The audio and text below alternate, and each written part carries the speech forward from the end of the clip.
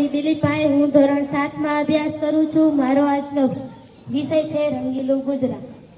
સિંહની દહાડ, નારિયેળના ઝાડ, ગિરનાર પહાડ, સુરતનું જમણ, દીવ દમણ, કચ્છનું રણ, જુનાગઢે ભવનાથ, દરિયે સોમનાથ, એનાથી આગળ દ્વારિકાનાથ, પોરબંદરની ચોપાટી, દરિયાની સપાટી, બરોડામાં કમાટી, સીધી સૈયદની જાળી, રિવરફ્રન્ટની પાળી, સુરતની સાડી, કંડલા બંદર, કચ્છની અંદર માતાનો મઢ સુંદર, અમદાવાદની પોળ, જેસલ તોરલની જોડ, દખણના દરિયા નર્મદાની દોડ, લાલ દરવાજાની બજાર, અંજારની ઓજાર, રોકાણમાં સોનું અને શેર બજાર, તાલાલાની કેરી, ગામડાની શેરી, લાલા લેરી, રાજકોટના ઘૂઘરા અને સુરતની ઘારી,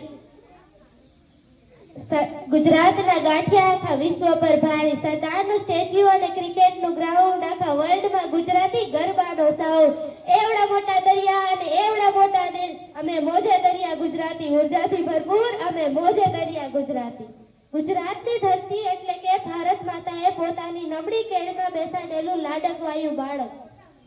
શ્રી ધીરુભાઈ હીરાચંદ અંબાણી, શ્રી નાનજી કાલિદાસ મહેતા, શ્રી રતન ટાટા જેવા અનેક સફળ ઉદ્યોગપતિઓએ ગુજરાતને આગવી ઓળખ આપી છે। વિશ્વના ઉદ્યોગોમાં જેની ગણના થાય એવી રિલાયન્સ અને એસઆર જેવી કંપનીઓ પણ ગુજરાતમાં જ આવેલી છે। દક્ષિણ ગુજરાતના અંકલેશ્વરમાં સૌથી મોટી ઔદ્યોગિક વસાહત આવેલી છે, જે લાખો લોકોને રોજગારી પૂરી પાડે છે। ગુજરાત એટલે કે ઉત્તરે ઈડરિયો ગઢ ભલો ને દક્ષિણે દરિયાની અમીરાત, ઉત્તરે ઈડરિયો ગઢ ભલો ને દક્ષિણે દરિયાની અમીરાત, ખમીર જેનું ખડખડે છે ધમ ધમતું ગુજરાત, ખંત ખમીર અને ખુશીની અમીરાત એટલે ગુજરાત, સાહસ સૌમ્ય અને સમર્પણનું સંપણ એટલે ગુજરાત, દેશ અને વિશ્વની દીવા દાંડી સ્વરૂપ એટલે ગુજરાત।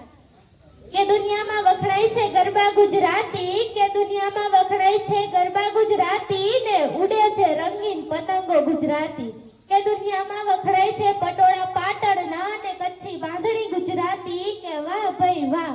આપણે આવા ગુજરાતના લોકો છીએ ત્યારે પરદેશીઓ પણ કહીને જાય છે કે ભૂલ્યા ભૂલાશે મહેર માણખા ને ભૂલી જઈશું પોતાની જાત, કે ભૂલ્યા ભૂલાશે મહેર માણખા ને ભૂલી જઈશું પોતાની જાત।